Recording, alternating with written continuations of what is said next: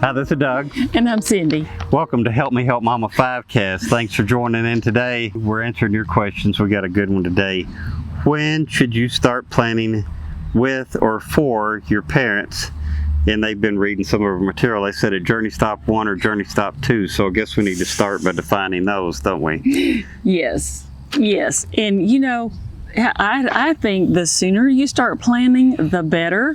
I was talking with a friend the other day, and she said, and she's younger than we are, and she said something about her daughter making the comment about, well, when I'm picking out your nursing home and this and that and the other, and I thought, girl, you're 40 years away from that. And I said, but you know, the good news is you can stay at home. I mean, my mom stayed at home. Yeah. So what you need to do is to plan. The journey stops. We started with my mom when she was at Journey Stop 1. She was at home and independent, but I could see that she wasn't taking her medicine right. She wasn't eating right. And she was basically isolated from people. So we sat down and started drawing out a plan. And that's just, and really that was pre-Journey Stop 1. Journey Stop 1 is where I spent from 1 to 3 hours a day with her. And that was checking her medication, sitting down having breakfast, having lunch, you know, making sure she had something in the crock pot to cook for lunch and dinner, making sure she got to the doctor's appointments. Journey Stop 1 is where you spend 1 to 3 hours. And at Journey Stop 1, you would hope, at least talking about planning here, that mom or dad still has their cognitive ability. They're just, you know, they're forgetting a few things, maybe forget to take their medicine or something like that. But generally speaking, they're pretty okay. They're able to get around the house. They're able maybe even to go to the grocery store, able to do some things. They just need a little help, don't need help with everything. Maybe just need help with 1 or 2 things. Journey Stop 2 is where they're leaning on you pretty heavy. They're needing 3 to 6 hours of help per day, either you, the kids, or maybe outside caregivers or someone.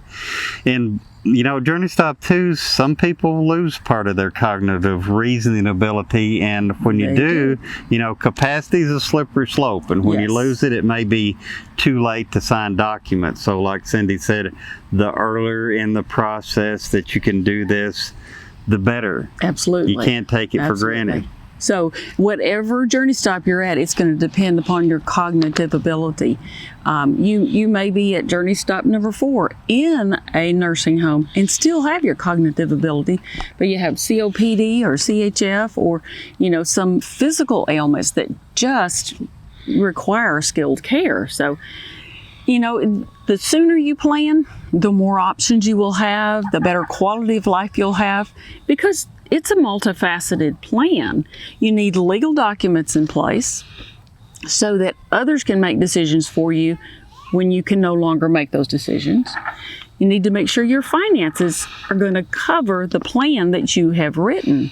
So it's kind of like a 3-legged stool.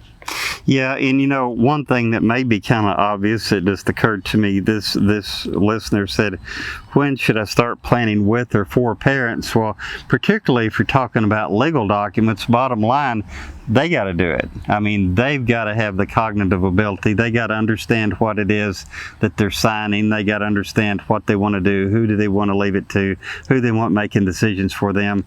So, mom and dad, if I'm talking to you, you are the one that's going to be doing it, not your kids. So you need to get with your attorney as soon as possible.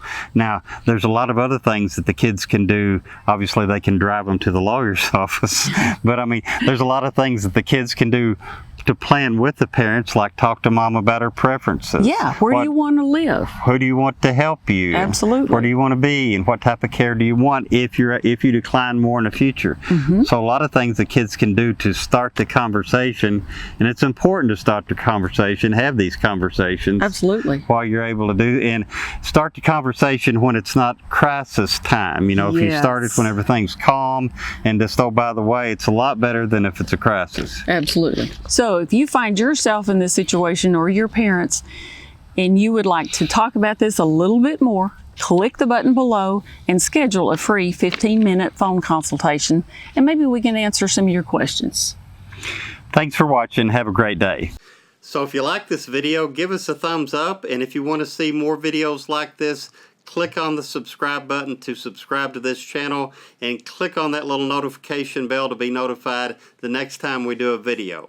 And if you want to interact with us, check out the description below and leave us a comment and let us know what legal or caregiver topics you'd like to hear about.